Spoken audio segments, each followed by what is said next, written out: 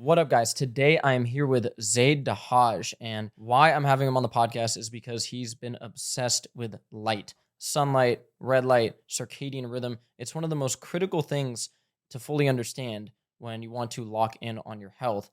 So, thanks for coming, brother. How did you get involved with this? What made you so obsessed with circadian biology, light, sunlight, red light, all these things? Yeah, it's a good question. So for me, I was always a competitive soccer player growing up. So I started playing at the age of 4. And from that point, I focused on it for about 22, 24 years. And then what ended up happening, my pivotal experience, so to speak, was my father ended up having 2 heart attacks within a year. Hmm.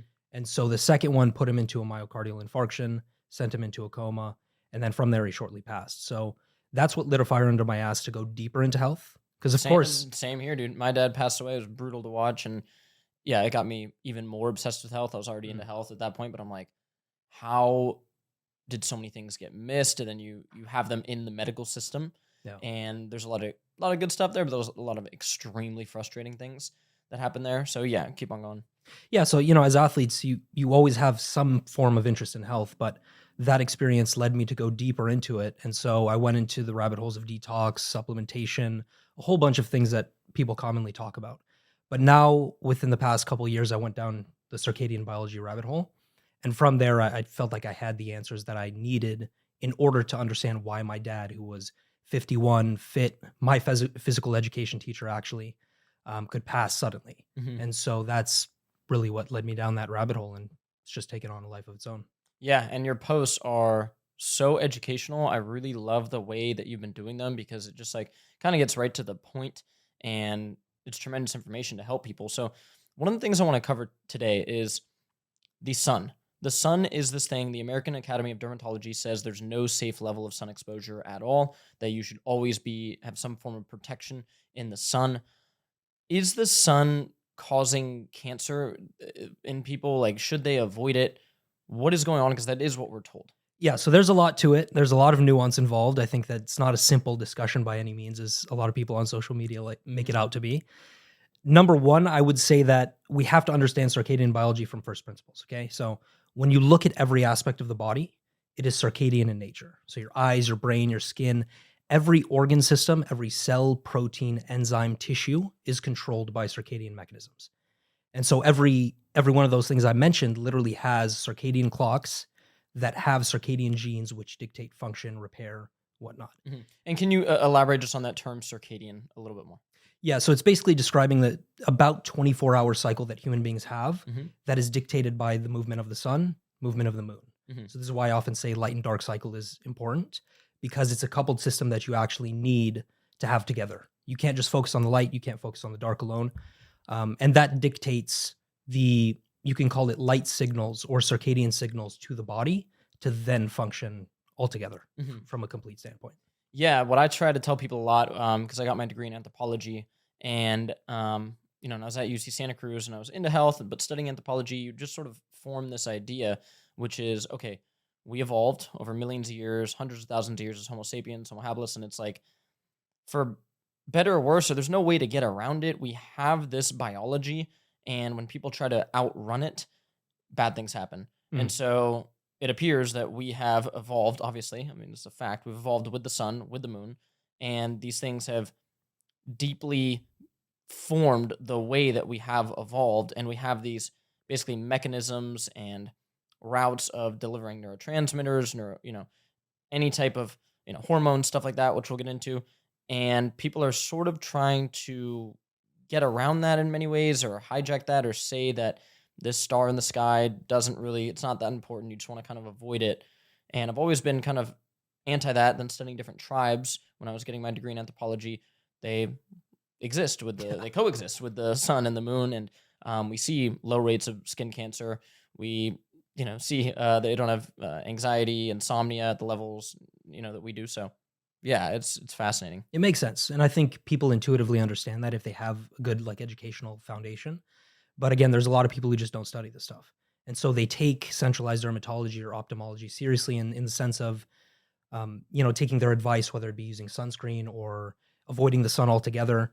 And I think that's a problem that creates what we call iatrogenic issues. Iatrogenesis just refers to any problem caused by the recommendation of a medical professional. Mhm. And so it's last time I checked in 2016, it was actually a third leading cause of death Mm. in the United States, maybe even globally. So that's what we're trying to avoid essentially by putting this first principles circadian education in place for people. And so, but people are out here and they're saying, look, if I get sun, too much sun, or whatever, just like sun, it's going to damage my skin and it's going to cause aging, it's going to cause cancer. What are the main types of skin cancer out there? And what is the prevailing wisdom that the standard dermatologists out there are saying? So there are many types of skin cancer, but the three most notable ones are melanoma. That's the most deadliest. And then you have non-melanoma skin cancers, which is basal and squamous cell carcinoma. Mhm. And so there are some common themes between all three of those, but there are key differences as well. I'm a firm believer that when you look at the literature comprehensively, along with people's lifestyles and the changes that we've had ever since the Industrial Revolution, the idea that sunlight exposure in general causes those skin cancers doesn't make sense to me. Mhm. So I think there's a lot of nuance involved within that subject. But you can point to various contradictions. I mean, centralized dermatologists use isolated UV, red light, blue light Mhm. to heal certain chronic inflammatory skin conditions and whatnot. Even the fact that outdoor workers have a lower incidence of melanoma rates than indoor workers. And then you also have the subject of like vitamin D3, endogenous melatonin. All of these things are anti-cancer Mhm. fundamentally. And so I think if we're in circadian alignment, you put yourself at the lowest risk of developing any form of cancer, but Absolutely. especially skin cancer. Mhm. And so when you see that sunlight offers that benefit, the dark part of the cycle offers that benefit as well. You also get into the discussion of artificial light, circadian disruption, all of which is absolutely terrible from a cancer perspective or just any chronic disease standpoint. Mhm. And so you did this post in this really famous image, and we'll have it pop up here. And I remember looking at this when I was younger, and you see it everywhere as this case study of, hey, here's why you want to avoid the sun. And it's an image of a truck driver who, obviously driving a route. He would get sun exposure in his truck to one side of his face, and one side of his face looks weathered, just battered, like no young guy watching this would want their skin to look like that. And the other side of his face, while it still looks aged because he's older, looks completely different. And they say, hey, this is why you don't want to get sun. This guy got sun with no protection here. And look, it aged his skin. He eventually got skin cancer. This is what's going to happen to you if you get sun. What is wrong with that image? And what do people not know about it that they might want to know? Well, it's not the sunlight causing it. It's not full spectrum sunlight. It is the glass first and foremost that we need to consider. The glass is interesting, especially low emission glass nowadays, because this type of glass is designed to actually block out a lot of the UV and red and infrared. Hmm. And so it gets to this point of what I call artificial manipulation of the sun's full spectrum, which takes place in many different things that man creates. But it is the way low emission glass works is that it blocks almost 100% of UVB, which is the only light wavelength range responsible for D3 production and DNA repair and whatnot. It focuses UVA and blue light for the most part in isolation, Mm, and it reduces red and infrared dramatically, which gotcha. I view as like the counterbalance force to Hmm. UV and blue, which are Hmm. necessary and important. So it creates a scenario where you have UVA and blue light in isolation onto the skin, and that is foreign to a circadian skin barrier, which we evolved Hmm. over the course of hundreds of thousands of years, right? So you have that component. It causes accelerated collagen damage, accelerated skin aging, and I feel like it does contribute to skin cancer in a heavy way. Hmm. Now, outside of that, we have to understand that the sun's full spectrum is perfect Hmm. in every sense of the word. All of these wavelengths are working together synergistically, as opposed to what we find in society, which is just a bunch of isolated wavelengths, Hmm. especially isolated blue. And so that's the key thing I want people to understand. It's like the whole is bigger than the sum of its parts. Hmm. And so there's a lot more that we can't really there's a lot more going on than we would imagine. And now to simplify for people, like what is in the sunlight? When they think of this term sunlight, they're going out, the sun is touching their skin. There's UVA, UVB, there's red light and infrared light, or can you just like break down some of that Yeah. for me? So we'll start with the UV spectrum, UVA and UVB, two very important wavelengths with a laundry list of benefits. So UVA stimulates the POMC system, proopial melanocortin system. That creates the world's most powerful peptide hormones that we know of. UVB the same. But again, I mentioned the distinction. UVB is the only light wavelength responsible for D3 production. UVA actually stimulates nitric oxide in the blood vessels and the cardiovascular system. So it opens up those blood vessels for better cardiovascular health. Outside of that, I think we need to understand that even at the highest UV index time, UVA and UVB only make about 3 to 5% of the sun's total spectrum, Wow. which is crazy to think about. Then we get into, the other finer colors, green, orange, yellow, and we eventually find ourselves at red and infrared. So red is in the visible spectrum along with those other colors, and it's found in about 42 to 45% of the spectrum. Comes with a whole host of benefits that we have scientifically validated. And then infrared is really the big one, I think, that goes overlooked, because that's responsible for about 50 to 55% of the sun's overall spectrum. And so if you look through the literature, I mean, red light has been shown to stop melanoma tumor proliferation, big word. It's been shown to actually stimulate collagen, hyaluronic acid, and elastin within the skin of human beings, along with infrared, actually. And so from that angle, I think if you go down the list of comprehensive, validated things that we know scientifically, it's absolute nonsense to say that the sun's light is inherently detrimental to the skin or body. Absolutely. And so now, like, you see all these red light devices. I have 2 red light devices at home. We've done some posts detailing all these PubMed studies on red light and near infrared light wavelengths and their benefits, which are extremely well established. There's now not a pro sports team in the world that doesn't have their athletes using red light. You see them in all these anti-aging clinics for skin benefits. My wife is in front of the red light every single night, and I know she likes the other benefits that I talk about, but really she's like, this is going to be anti-aging for me, anti-inflammatory. This is great. So she's in front of that thing every evening.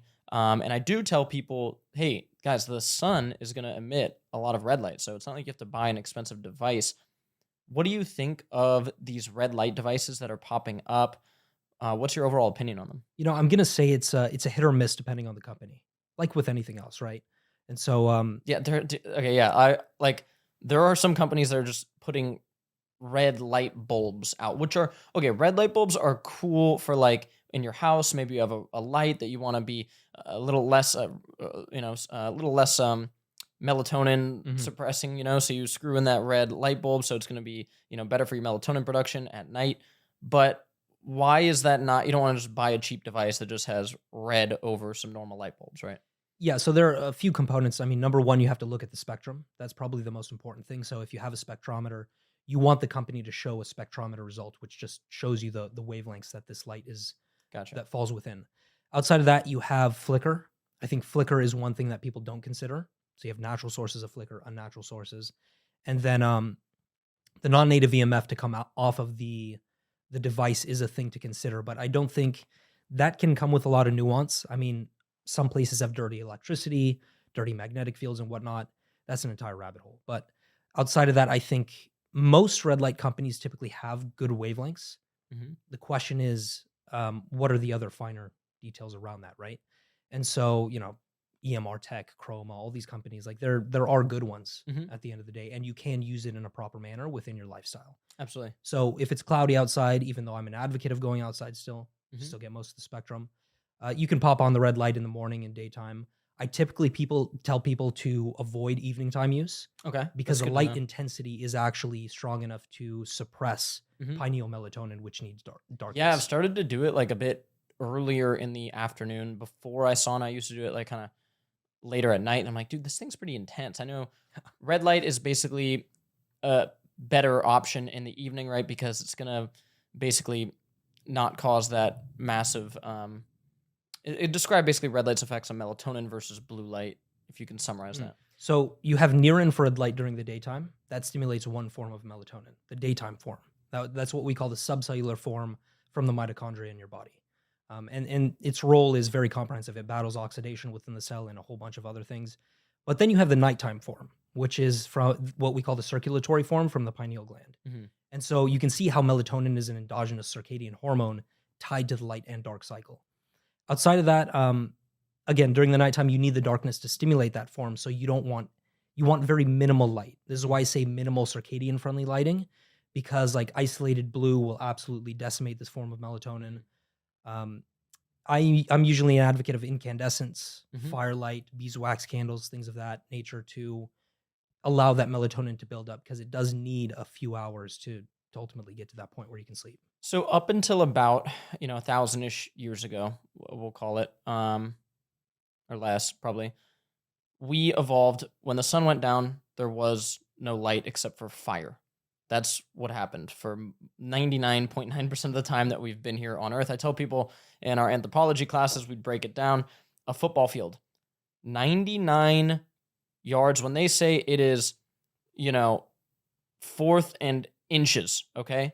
That is where we're at in all of modern human history. It's Like incredible. everything. And it is 99.9 yards, basically, call it. That is the time of like how we evolved and how all these systems got built within our body. So basically, we have a system that has evolved where when it gets dark at night, it's dark. There's not going to be anything besides fire. Mhm. So for the average person that gets home at 5, they do their thing, and then they're firing up the TV, looking at their phone, which I'm guilty of, don't get me wrong. What is that going to do for their sleep cycle, and what signals are they giving their body when they turn on Netflix while it's dark outside or look at their phone while it's dark outside?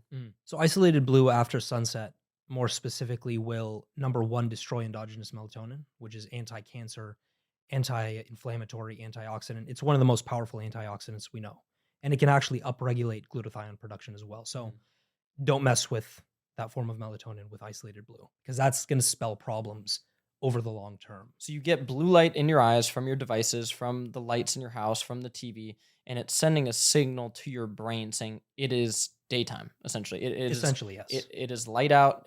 Your body can't really differentiate. It doesn't know that, oh, it's dark outside. It's time to start going to bed. It's getting light into our eyes, and it's telling your brain, hey, don't crank up melatonin because we need to be alert. It's daytime outside. We need to be alert. We need to be able to fight stuff off. We can't start to rest and go to sleep. So it's starting to crank down that melatonin when it should be getting cranked up. Exactly, because light is what we call a Zeitgeber. So it's an external circadian cue, or what we call a time giver, that orients your circadian system according to the external environment. Mm. And so light, food, social interaction, temperature, bedtime, all of these are Zeitgebers that set the stage for the circadian system. And so using light, isolated blue after sunset through devices and tech is the worst way to throw off your circadian rhythm because light is the most powerful one.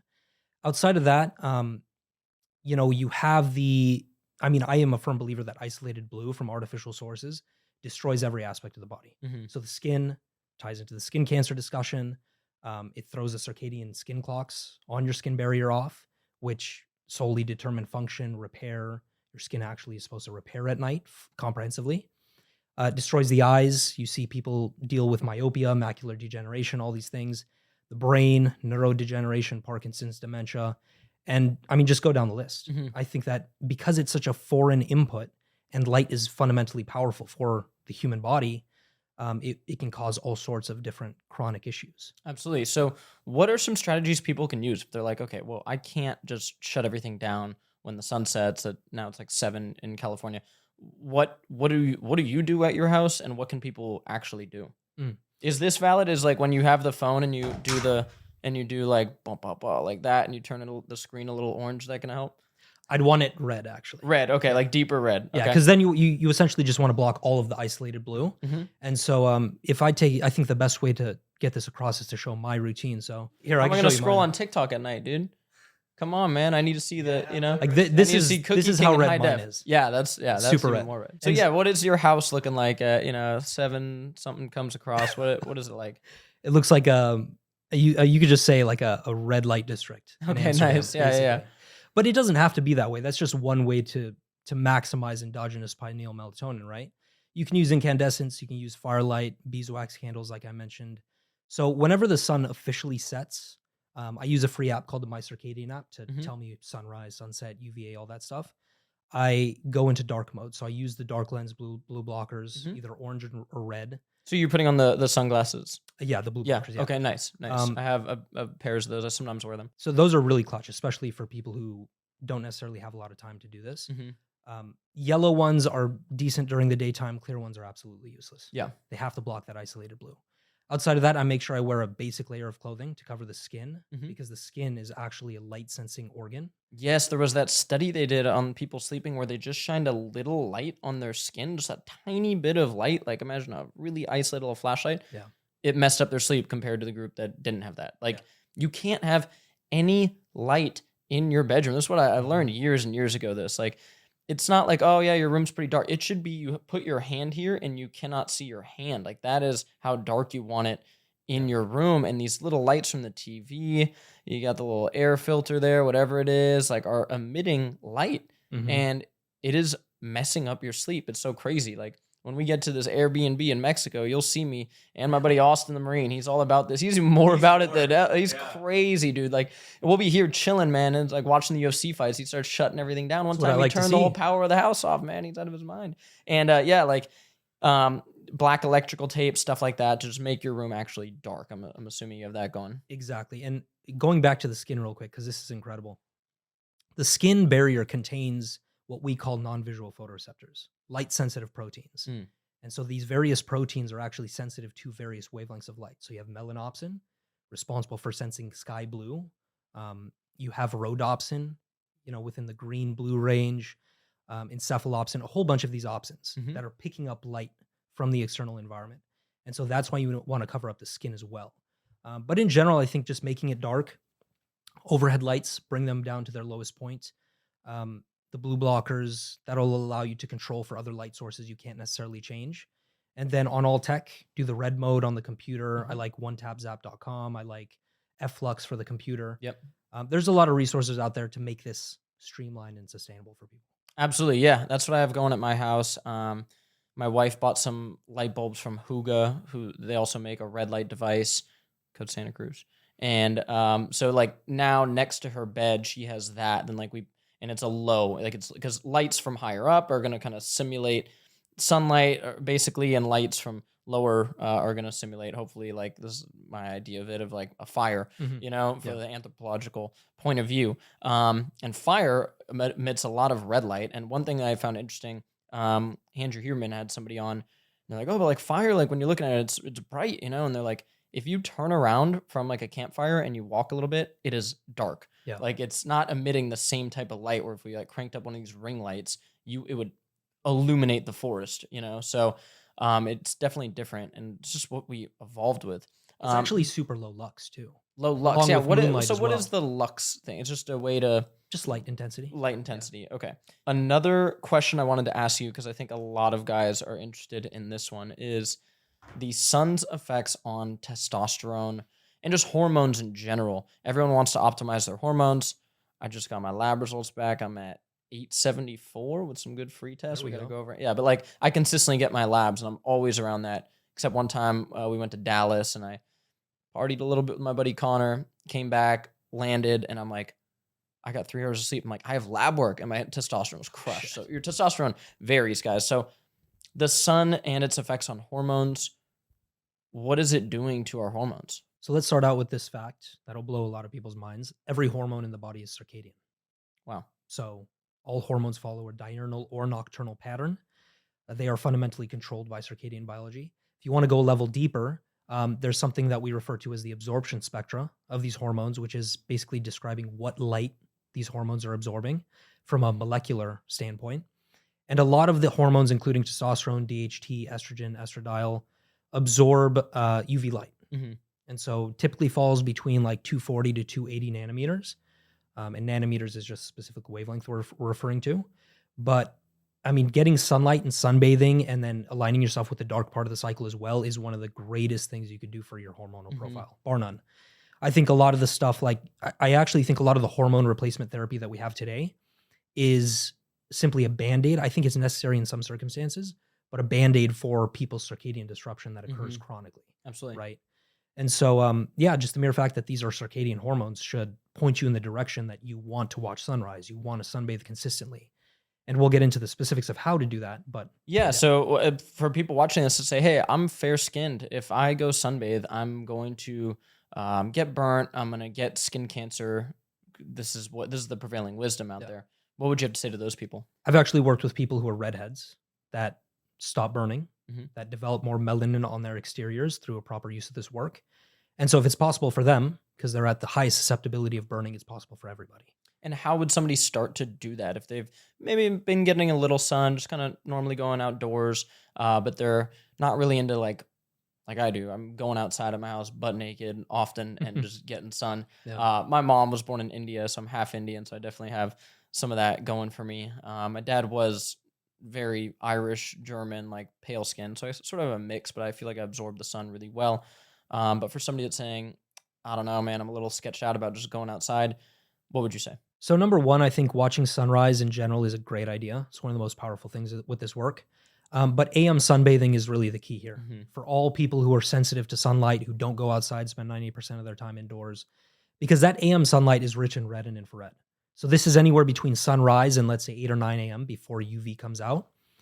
And what red and infrared does to the skin is incredible. Number one, it, collagen, hyaluronic acid, elastin production, but it also stimulates the production of uricanic acid and filigrin, which are skin proteins that hydrate and protect the skin. Looks maxers, you got to get out there in the sun, man. Some of these looks maxers stay indoors too much. Exactly. Yeah, keep on telling me. Man. Exactly. And so that's the priming, that's the way we prime the skin in order to prepare it for UV. Because obviously from an anthropological standpoint, we were outside, most of our skin exposed in the morning before midday. And so that is, you have to hammer that as much as you can consistently. And then you have to really microdose UV. I think that when UVA and UVB come out, you have to do maybe 5 minutes, 10 minutes. It's all a game of individuality. Yeah. N equals 1. And so you're going to have to experiment and slowly step stair your way up there. But I kind of view it, this is the way I relate it to people who train as well. It's progressive overload. Yeah. You're preparing yourself through warm up to a stressor. You engage in the stressor and then you recover. Absolutely. And that's why the dark part of the cycle is important as well. Yeah, that's the thing, man. When I say get out in the sun, you say get out in the sun. No, nobody's saying just suddenly go outside at 1 p.m. this summer and get burnt and just bake out there. Nobody's saying that. Even traditional tribes, they will stay away, honestly, from the sun. They'll shelter, and stay in the shade. Like when I go to Mexico in a few days, I'm going to use some sun protection mechanisms. Now, what I do for sun protection, my first line of defense is throwing on a long sleeve shirt or some sweatpants, whatever it is, a hat. And then we also have a non-nano zinc sun block option. Can you talk about the most popular thing with sun exposure is basically most skin experts say you should use a chemical-based sunscreen, either oxybenzone or avobenzone, and you should put that on every single day, no matter what. Even if you're indoors, they say to put it on because, again, the sun is going to hit your skin and it's going to cause you to age. What's the deal with that? Yeah, I mean, you obviously have the carcinogenic chemicals that you've covered comprehensively. That's just considering the fact that the skin absorbs like 60 to 70% of what you put onto it. It's ridiculous. And of course, our species never evolved to wear sunglasses or sunscreen or any of this stuff. So I think that fundamentally you need to understand how to create a proper circadian framework, which is what I talk about often, to number one, avoid burns, number two, progressively build more melanin, and number three, just in general, prime your body for the full spectrum because UV is powerful at the end of the day. So there's a right and a wrong way to do this.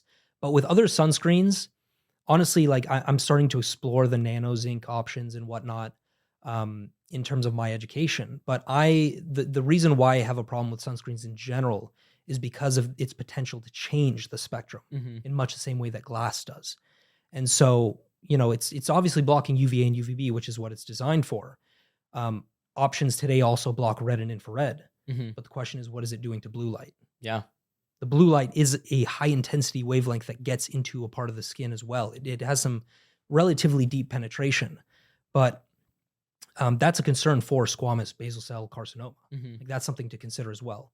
But outside of that, I think, you can use it as an option every once in a while if you need it. I don't have a problem with that necessarily, but it's the constant chronic exposure that people have to this and the sun avoidance. It's the mentality behind it that people, I think, need to change. Yeah, we see people all the time walking with an umbrella. I mean, Brian Johnson, this guy who wants to live forever, he avoids the sun. He might get out there a little bit in the very early morning, but other than that, he is using an umbrella. He's wearing hooded jackets and stuff. Um, and I mean, he's doing that because he is trying to summarize all the data that's out there, which I think is a really dangerous way to go about health. Mm. Because, for example, he's integrating studies into his protocol that say, hey, we surveyed 500,000 people who eat red meat, and red meat's going to cause a 6% increase in cancer in the red meat eaters, not understanding that there's confounding variables there, that those red meat eaters could have been eating McDonald's. Studies design is fundamental. Yeah, it's the study design is screwed. And then he puts that into his algorithm, his AI algorithm of how he's going to integrate health into his life. And so he's done that obviously with sunlight, where there are these studies where they might survey a bunch of people who get sun exposure and say there was an increase in skin cancer. So thus sun equals skin cancer. Don't get in the sun. What would you say to Brian Johnson? Is he's somebody who really wants to help his health and be the healthiest person ever, but he's carrying around an umbrella at 11 a.m. in Los Angeles. What's the deal? I mean, look, I can throw out a bunch of different things to try to convince somebody, but I think a lot of this is programming that's really, really deep in there and into the psyche. And so it takes time. Some people will never change. But I think one important thing that I need to mention that not many people understand is that all of the research that centralized dermatology uses to create the conclusion that sunlight causes skin cancer is done in laboratories with isolated blue light, using isolated UV on nocturnal animals like mice, which have a fundamentally different skin barrier, different repair and function cycles. They're nocturnal animals. We're diurnal. And that's also done in an environment with a lot of non-native EMF, electromagnetic frequencies. And so the study design they use to conclude that is fundamentally flawed. It's about as far divorced from nature as you can get. That's insane. And so you're saying they're not studying people who eat healthy, live active lifestyles, and have slowly exposed themselves to more sun exposure and maintain good vitamin D through sun exposure, and they're not doing that? No.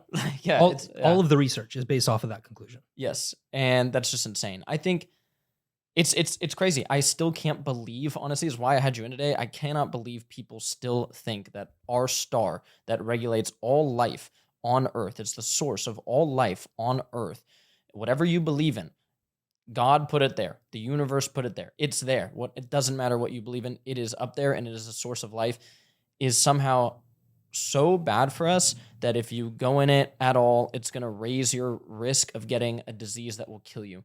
And it's really, it's insane. Let's take it a level deeper too. So people need to understand the history behind this as well. So in the early 1900s, you had people like Niels Reiberg-Finsen won the Nobel Prize on studying sunlight exposure on various diseases, like treated smallpox with red light, treated tuberculosis with UV, full spectrum. Then you have Auguste Rollier, the classical heliotherapist in Switzerland, who actually treated and healed tuberculosis with full spectrum sunlight. Now you fast forward from the early 1900s to like 1950s, 60s, 70s. That's when two companies specifically, Nestle and L'Oreal, came in to create PR campaigns in order to make the public believe that full spectrum sunlight cause skin cancer and whatnot. Those recommendations got into the World Health Organization. That led to the global recommendations with various centralized, medical professionals and whatnot. And so that's essentially how we found ourselves in this place. It's from fundamentally corrupt, flawed research, and just good marketing on their front. Absolutely. Same thing with the cereal industry. Yeah. Cereal wasn't a thing, and they figured out how to make it a thing, and the companies were heavily influential in that. Same thing with ADHD meds. We covered this. They made Ritalin. The Swiss chemist was playing tennis with his wife, testing different amphetamine derivatives on her. Her name was Rita. Wow. And she was super locked in one day playing tennis, probably, beating him with forehands. And she's like, this is the one. And he calls it Ritalin, Ritalin. And then from there, they go, how can we market this? They make this questionnaire, the ADHD questionnaire that still exists today. They're not doing brain scans on people. They're just, here's a questionnaire for your 8-year-old. And then they get them on those drugs. It's crazy. And yeah, I think people really need to realize good marketing. And when industries rely on something like convincing you that the sun is bad, they're going to figure out smart ways to do it to preserve their billion-dollar industry. And it's just very frustrating to me. It's frustrating because it's the idea that the sun is bad and it's going to cause cancer. It's a really defeatist ideology. And I feel like people that truly take that into their heart don't they block themselves out from realizing the good in the world, and it really shapes this whole form of how some people think that the world is evil, Mm. that nature is evil, and I just think it can really lead to bad health. It's this overall ideology. Might have gotten a little deep there for you guys, but people know what I'm talking about. Like, it's this overall idea that there's nothing out there that's truly good. And this is sort of some of my beef with a lot of these nutritionists online, where I agree with them in some sense of, I guess we both agree that we really don't know everything, right? But they use this to basically say nothing is bad. Mm.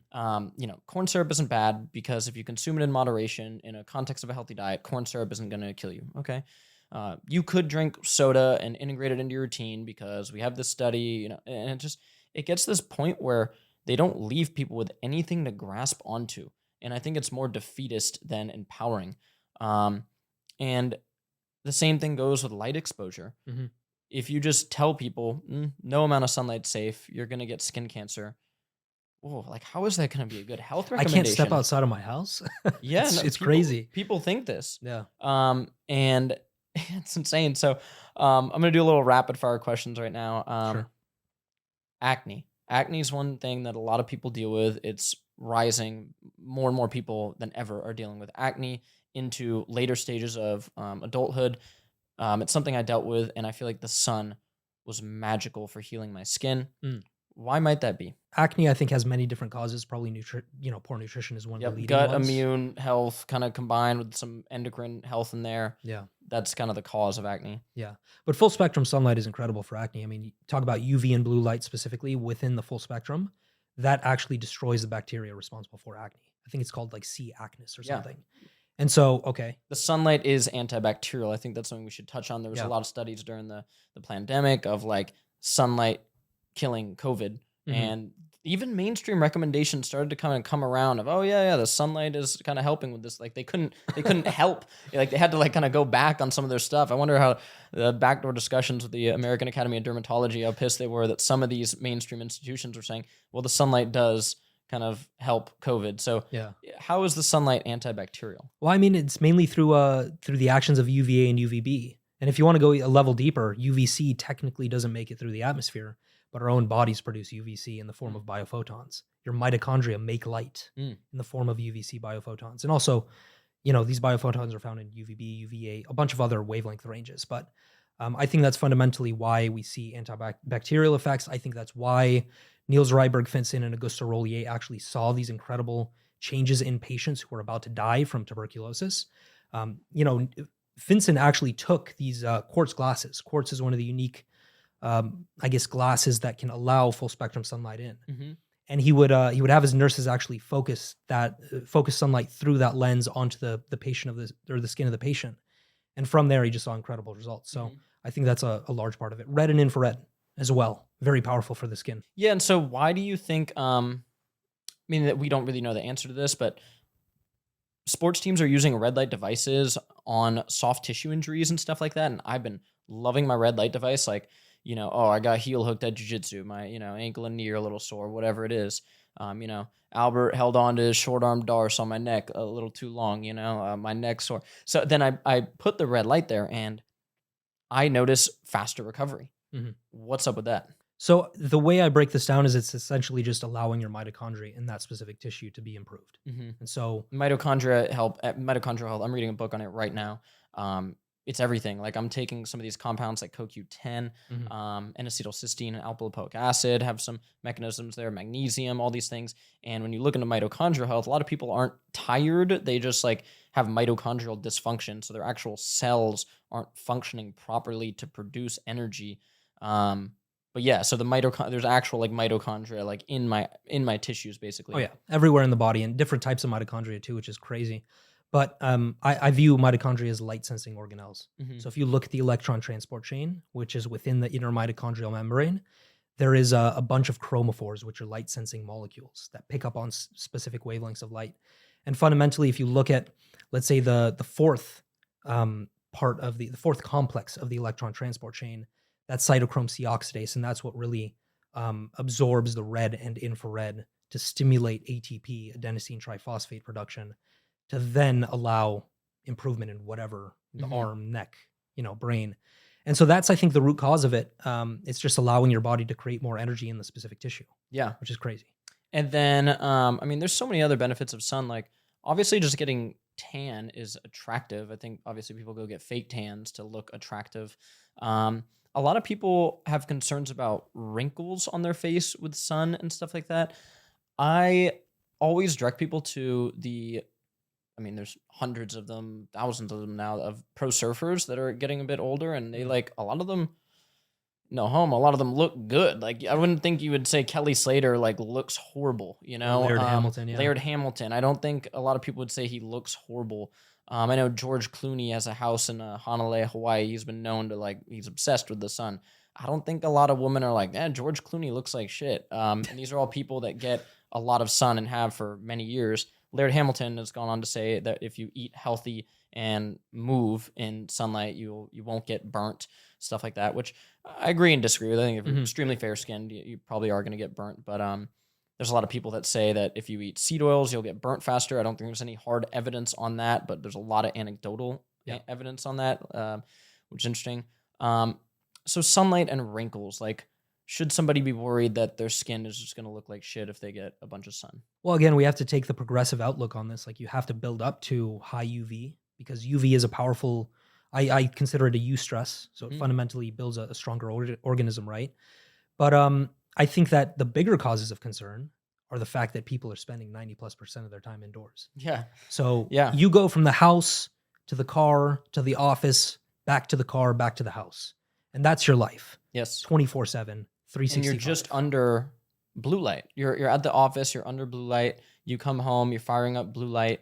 So your body isn't getting infrared light, red light, or just full spectrum light, which has healing and anti-aging benefits. And this is Mhm. why these people are buying these red light devices now. But if you spent more time outdoors, you're saying you would get a lot of that. Exactly. And so you're under, the average person is under isolated blue, which we have scientifically confirmed degrades collagen, Mhm. degrades elastin.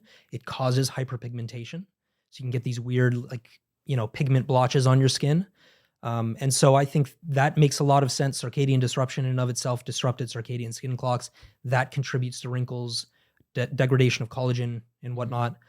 So I think that that's a more accurate or directionally accurate set of answers for that Yeah, it's problem. like the people are living like that. Then they suddenly go on spring break and they go bake out in the sun in Florida for 9 hours and they get burnt and they go, sun's bad. I can't go get sun. It's like, yeah, no shit. You just Yeah. spent all your time indoors and now you baked out in the sun.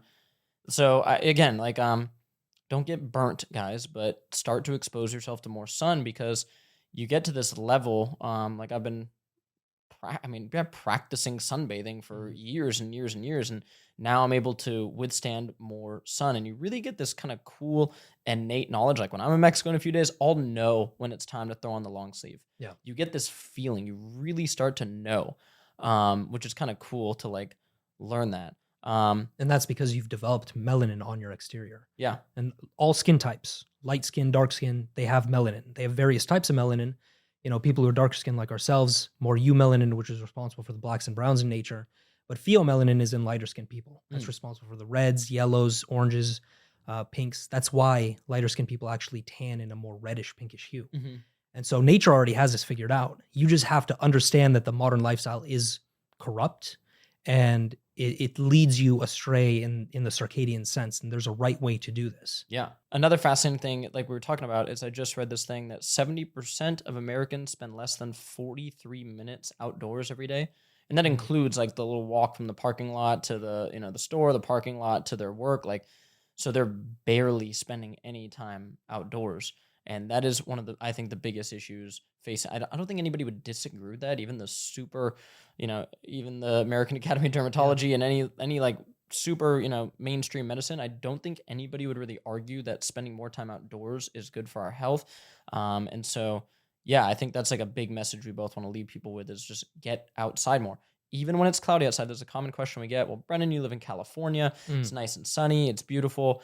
It's cloudy today in Canada. Like, I don't want to go outdoors. What benefits are people getting from being outdoors, even if it's cloudy out? So you still get most of the sun spectrum. It's going to depend on season and latitude and whatnot. but the red and infrared actually have an easier time penetrating cloud cover than Mhm. shorter wavelengths like UV and blue. So you're still getting that. You're getting most of the spectrum, like I mentioned. But what I point out to people who don't understand the power of cloudy days is you can still get burnt on a cloudy day Mhm. because UV is still coming through. Yeah. And so that goes to show people like if you still get outdoors, you will get benefit from the full spectrum for the most part. You'll get a high amount of lux, light intensity, and from a circadian standpoint, you'll be aligned. Yeah. I've been trying to accrue more and more time outdoors. Like in the morning after I do my routine and stretching routine, like in the morning I'm outside drinking my electrolytes. Everyone shout out to Andrew Huberman for really popularizing this notion of when you get outside in the day, which I knew that shit. Yeah. Like he popularized it. Now people are going outside and they're getting light into their eyes and they're feeling maybe that cortisol isn't good or bad, guys. You just want good cortisol pattern. Mhm. So their cortisol is getting cranked up in the morning. Their melatonin secretions kind of turned off to simplify it, and people are feeling amazing just getting outside for the first like couple minutes during the day. But yeah, I've been just trying to accrue time outdoors. Like if I need to work on a post on my phone or edit something or be on a call, I'm just getting outside as much as Yeah. possible. I think everybody can do that.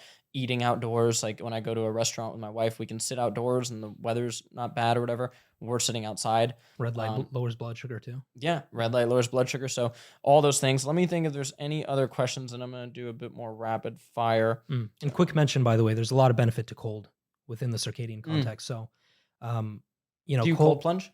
I do occasionally. I don't have one. Yeah, I don't. Okay, I don't cold plunge very often. I'm a fan of cold plunging, and I think.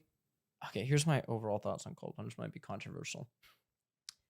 I think cold plunging can be super beneficial for some people that maybe have an addictive personality or are trying to like overcome some addictions because it has like this like dopamine adrenaline effect on people. And talking with these functional medicine doctors we have in there, they're basically saying it's like pretty powerful. Like they kind of can see it on some of their organic acids tests, which look at um, adrenaline ratios in your brain and dopamine and stuff.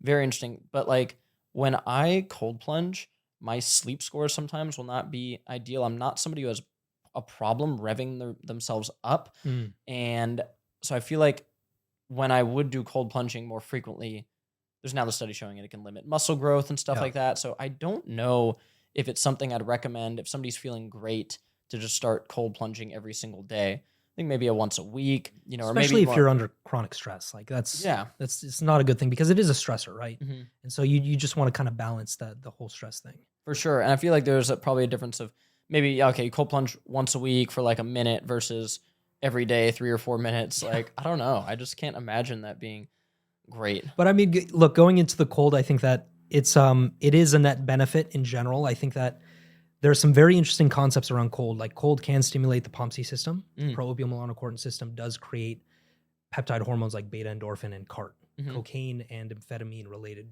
transcription peptides. Mhm. So these are opioid peptides, and that makes sense considering what you just mentioned. But outside of that, I mean, again, it also allows you to create more biophotons from the mitochondria. Mm. So there's a lot to this, but it's incredible. Makes Yeah. you feel amazing. And then sort of rapid fire questions. And now we're going to kind of get into some stuff that might not be supported by, all the stuff you talked about. There's tons of PubMed papers on if anybody wants to go look at them. We've done some of the content on red light. A lot of this is supported by research. There's two things I want to touch on before we get into rapid fire, more random stuff that might not be supported by research that, you're into, that I'm into, that I think can really benefit people. But before that, I want to cover one thing that I think is super important for anybody that knows anybody that's in the hospital right now or just dealing with something serious. There is tons of research in which they take people that are hospitalized and they put them outdoors more. And their stay in the hospital and their recovery is massively improved. And Dr. Roger Saholt, who just went on Andrew Huberman, covered a lot of these studies. There's crazy one-of-one studies. There was a kid who had leukemia, I believe. They had to remove one of his lungs. They basically gave this kid his last wishes, and he said, I want to spend as much time outdoors as possible. Yeah. They started bringing him outside. He didn't die. His lungs started to it's an insane story. And the doctor who talks about this is super like mainstream. He works at Loma Linda. He's a triple board certified doctor. He's amazing. So he doesn't go into this like thing of like, this is he was just like, it's an insane case. I have to mention it. Yeah. But he does get into some of the studies where, they would bring people out. The average hospital stay for this disease is 7 to 10 days. They bring people outside in 45-minute increments 3 times or whatever. And then their hospital stay is 2 to 3 days. Which makes a huge difference in the context of, healthcare in general in society. Yeah, and it's completely doable. So I think we would both say that if anybody knows anybody that's dealing with something, getting them outside isn't like a little thing of like, oh yeah, this is going to be nice. They're going to get some fresh air or whatever, which is good. It's a tremendous medicine. It's akin to them bringing in some magic potion and putting it into an IV for that loved one. It is that. So advocate for people that are in the hospital and get them outside if possible. Even just opening the windows too. Yes, opening Yeah, the windows, like all that is so crucial. So now let's get into some stuff that might not be supported by a lot of research. EMF mitigation is an interesting topic, and I'm like getting more into it. What do you do for EMF mitigation at your house, just personally? So first, let me quickly go through the difference between native EMF, electromagnetic frequencies, and non-native, otherwise man-made EMFs. Native EMFs have been around for, ever since our species was developed over time. So the mitochondria actually sense natural EMF, Schumann resonance, geomagnetic fields, all this stuff. And then when you go to man-made, you have radio frequencies that are unnatural, whether from technology, you have Wi-Fi, Bluetooth, all of these other signals that I think cause mitochondrial dysfunction over time and create some real problems chronically.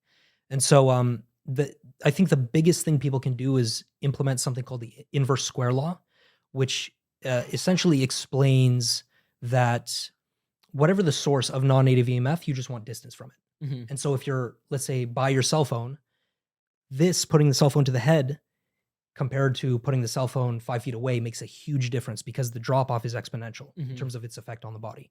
And so distance is the key. So laptops on the laps, no, not good for your semen, not good for your testicles, not good for the body. AirPods, I've talked a lot of crap about AirPods. Absolutely not. That non-native EMF will actually degrade the melanin in your cochlea and brain. Damn. I don't use AirPods most of the time. I have the wired headphones when I'm at home. But I do have AirPods in my car for when I go to the gym. But now I'm thinking even wired has an effect. So I'm even moving away from wired, because if you think about the phone, it's on Bluetooth, Wi-Fi, and the wire is becoming a conduit for those signals into the brain. And so if you look at non-native EMF, I mean, it destroys melanin, it causes tinnitus, all sorts of different things. And if people say this is pseudoscience, there's plenty of research going back to the late 1800s. You can look up the work of Dr. Robert O. Becker in the early 1940s, 50s.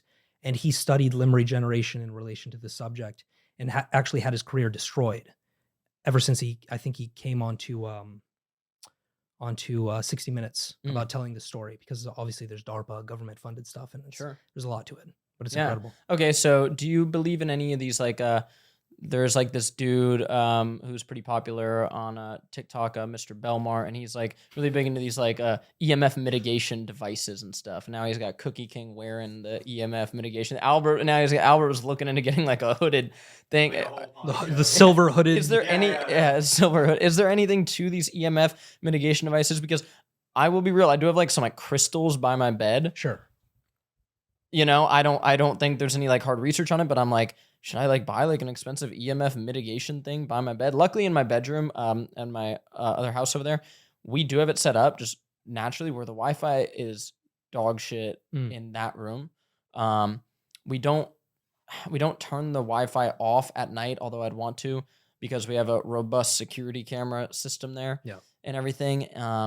But it's kind of cool. Like when I turn my phone on airplane mode there, then like there's not really bad Wi-Fi, if any, in the bedroom, which is pretty cool. But EMF mitigation devices, the necklaces, do you believe in any of that, or what do you think? I used to, but as I learned more about first principles, electromagnetic spectrum and whatnot, circadian biology, I think a lot of them are just bunk. I don't think they make any difference, because you have to consider the entire electromagnetic spectrum. It's a lot of frequencies. Yeah. You're telling me your one device is able to, let's say, protect from other frequencies while also allowing your phone to work with Bluetooth and Wi-Fi and all this other stuff. I mean, fundamentally, your phone wouldn't work Yeah, if it yeah, does yeah. work, right? Yeah, so like the one thing I've seen that is, well, it's at least real in, they have like the Faraday cages and stuff Those are for, legit. but like Yeah. that you won't get Wi-Fi. Like it's not like You'll gonna, get nothing. yeah, so it's not gonna be like, oh, this is suddenly gonna work. And if anybody wants to test this out, if you have a car that's a smart car, push to start, wrap that key in tinfoil and try to start your car. Try to be near your car. No, it won't work. Great hack, by the way. Smart meters, Yeah, any Wi-Fi router, put some tinfoil on it. yeah. Tinfoil hat. Yeah, the tinfoil hat. So yeah, any other things you use for EMF? Like any other strategies people can easily integrate? I think you covered a lot of them there. Grounding is a big one. So placing your bare feet on a conductive earth surface. Some people hypothesize that it has a protective effect on like blocking non-native EMF. I don't know about that, but it will allow for free electron generation in the body because the earth surface is negatively charged, and so those free electrons get into eccrine sweat glands, which are conductive. They have a conductive solution of sodium, potassium chloride, and then Go touch grass, guys. Seriously, like literally go touch I mean, grass. every morning, all the time. I'm getting my feet like in the actual earth, Yeah, in the grass. Which, yeah, I think a lot of the stuff like we're covering right now. It's funny that we both are like, yeah, there's not crazy amounts of research on it yet. there is actually. But I definitely am somebody who doesn't want to wait on the research. Like with the seed oils debate, for example, I don't think seed oils are something you eat a little bit of it, you're screwed. They're gonna stay in your cells for 10 years. I don't think that, but I also am not somebody that just because there's meta-analysis showing seed oils lower LDL, thus seed oils are good, you should eat them. I don't want to. I'm not doing that. I feel bad after I eat them. You have to listen to your body at some point. And then we just saw a 2025 study showing that beef tallow, when exposed to high heat, produce less benzoate-pyrene, which is carcinogenic, versus rice bran oil and canola oil. I think you're going to see a lot more research over the next decade on stuff like this. And so I don't really want my body to be like a testing tube for stuff just because there's research on it. Like, oh, Yeah. yeah, the seed oils are better because there's studies on it. EMF's totally fine. Like there's studies on it. Although Apple in their thing does say like don't have your phone next to your head. Exactly. If you look at the fine print, they'll tell you that this is dangerous. Yeah. I mean, we obviously have like the CDC, or I think there's a World Health Organization. They literally said, they recommended to not place the phone to the head because there is a strong link to glioblastomas and brain cancers. Like, Yeah. this is out there. Absolutely. So there's something with EMF. Any other weird things you do for your health that people might want to know? I am deep into eyesight regeneration, so using the sun's full spectrum, because there are mitochondria in the eyes, non-visual photoreceptors, all of those things are regenerated through full spectrum exposure, especially sunrise. Outside of that, I think I'm starting to explore more of the harder cases like hyperpigmentation, thyroid issues, lack of T3, T4. We didn't even get into the aromatic amino acids, but there's a lot that I'm trying to cutting edge. If somebody goes to the the eye doctor, Optometrist, different. okay, yeah. So and they say, hey, you have some slight vision issues. Here's some glasses. What would you say to that person? Slight vision issues, I think it could be solved with a circadian approach. Yeah, because a lot of those studies on red light are showing there's a lot of mitochondria in your actual cornea. Yeah. And when you get red light into there, it can sort of regenerate some of that eyesight. Like if I had a kid, for example, and they said, oh, there's like some slight eye issues, I would probably not have them wear the glasses because your body seems to adapt to that, and it gets worse and worse over time, and you need more intense glasses and contacts and stuff like that. So yeah, like what's your overall opinion on that? Look, the eyeglasses, I think I usually recommend that as a way for people to get off of the contacts. I tell people to avoid LASIK for the most part because there are some real contraindications with that. I mean, it's been connected to sudden onset suicide, depression. And my hypothesis, it messes with the non-visual photoreceptors, which tie into dopamine, neurotransmitter production, serotonin, and all that. And so, the glasses will alter the full spectrum, but just take them down from eye level. There's a lot of evidence to show that eyesight regeneration is possible. I've seen people I've seen 70-year-olds go from age-related macular degeneration. They use a really powerful red light for months, 20/20 vision. That's crazy. Yeah. Yeah. That's crazy. I've been reading about some of this and just hearing some of these cases. So that's wild. And I have testimonials like en masse of people who get off contacts, who get off the glasses, who reverse myopia. Violet light from the sun reverses myopia altogether through the activation of the EGR1 gene in human beings. And now some people are big into like straight up looking at the sun. What do you think about that? I think that can only be done during sunrise and sunset, what we call sun gazing. I would agree. If you do that at other times, you're going to damage your eyes. Yeah, I would agree. So you have like an hour, 45-minute window to where you can stare at the sun, but you have to build up to it like you do a tan. Any other weird health things? No, I just think people need to stick with the fundamentals. Absolutely. The circadian approach, I think, has solved a lot of issues that I've seen. And, if people are struggling out there, this is a way to really fast track results. I mean, you can even lose body fat through full spectrum sunlight. So there's Absolutely. a lot. It's wild, guys. Get outside, get in the sun. It's about to be summer. And yeah, you don't need to go get burnt. It's pretty easy to protect yourself. You throw on a long sleeve, you throw on a hat, figure it out. There's interesting compounds like astaxanthin and polypodium. Andrew Huberman's talked about them that potentially can act as like, basically they describe it as like an internal sunscreen. But I just think that's through like having good antioxidants running through your body and good omega-3 fatty acids and healthy nutrition does appear to affect how we absorb the sunlight. And it could be due to like some of the mitochondrial pathways that you talked about. Who knows? I think we'll start to figure this out. But if you know somebody that is still scared of the sunlight, please send this episode to them because they're missing out on one of the greatest health hacks that is free, that is everywhere.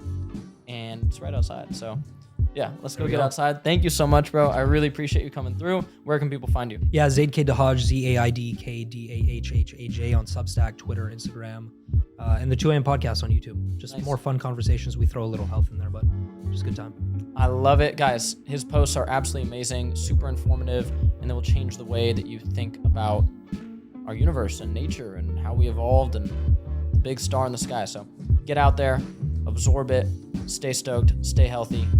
Peace.